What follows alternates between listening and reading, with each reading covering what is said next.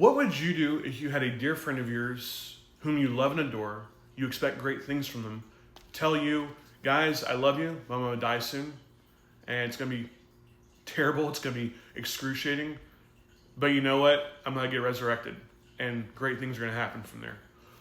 What would you do with that information? Would you cry, weep? Would you grieve? Would you be like Peter and go, no, you can't do this. You're meant to be king. What are you doing? I present Mary, one of the most faithful and faith-filled believers among the Gospels. This is Matthew 26. I'm going to start at verse 1 here.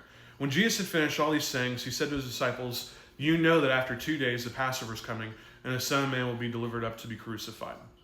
Skip over to verse 6. Now when Jesus was at Bethany in the house of Simon the leper, which, just reading that, most likely Simon got healed, a woman came up to him with an alabaster flask of very expensive anointment, and she poured it on his head as he reclined at table. Let's skip forward to verse 11 here. For you always have the poor with you, but you will not always have me. In pouring this anointment on my body, she has done it to prepare me for burial. For truly I say to you, wherever this gospel is proclaimed in the world, what she has done will also be told in memory of her. Some of this you have to infer a little bit based on what we're reading in the scriptures, but I think it's pretty clear. For one, in the Gospel of John, we know in chapter 12 that this is Mary, the sister to Lazarus.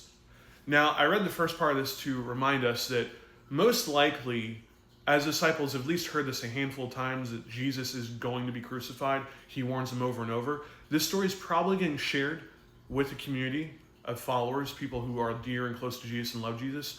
Most likely, Mary has heard this information.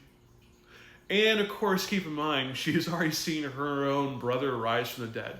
She cried, wept with Jesus. She was upset, but trusted Jesus, and watched Lazarus rise from the dead. Even to the point where the scripture says, he stinketh, in the King James Version, right? This passage goes a step further and says, really, now that I've received this information about my dear friend, I know what he is capable of. He appears to be Messiah, whom we've been waiting forever for. And now he's going to tell us he's going to die. But I've seen how this plays out. And if he says he's going to rise from the dead, then I believe it. I believe he's going to rise from the dead. I trust this information. So she takes it a step further, grabs one of the most expensive pieces of perfume in her house and pours it on Jesus' head. Now, take aside what Judas is doing, which is mouthing off because he's a thief. He's a bad guy. We know this. But think just the faithfulness and love this lady has, this friend has towards Jesus, someone she cares for deeply. She believes so much in Jesus, his power, who he says he is, that she goes, cool, I'm going to go ahead and anoint you ahead of time for a couple reasons. One, I love you, I care for you, I want to honor who you are, your life. And further, I fully believe you're going to rise from the dead, so I want you to smell good. I want you to smell good and be ready to rock. Be ready to get it done. That is an amazing amount of faith and worship. That's amazing. I can't even begin to imagine what that would be like if I was in friendship with somebody else that told me that. Just floored. I certainly don't know that I would have that type of strength or that type of faith to go, sweet, let's get you ready. I got you. It's going to suck for a minute, but it's okay. I believe in you. I trust you. I've seen the awesome things that you do. I recognize who you are. So I'm going to take that step of faith with you and make sure that you know I'm here for you the entire time. That is the faith that we're called to have as Christians every day. Not easy, not always fun. It can be difficult sometimes.